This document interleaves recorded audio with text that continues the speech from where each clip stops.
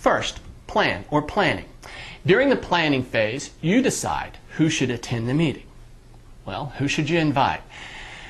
Well, who could block your progress if they're not on board?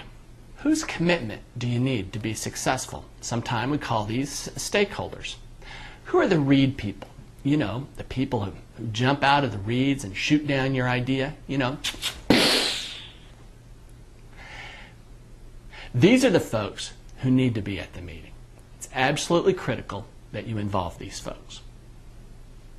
Now, meetings are costly, so make sure that the benefits outweigh the costs before herding all of these folks into a live meeting. MyMeetingPro allows you to invite participants directly from your contact list. And if they're not in your contact list, you can add them and they'll permanently be there. Next, you determine the agenda items and allocate the appropriate time for each of these agenda items.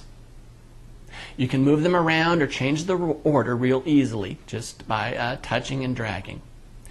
Next, we have an option to input the actual average salary cost of your attendees. Or you can use the national default average salary costs for a college graduate.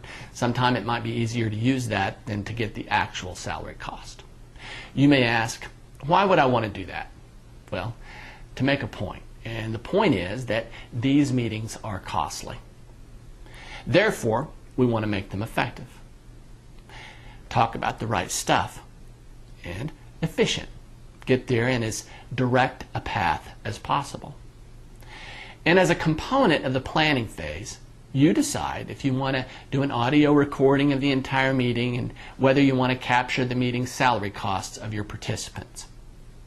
We've limited the audio recording to about 30 minutes of time.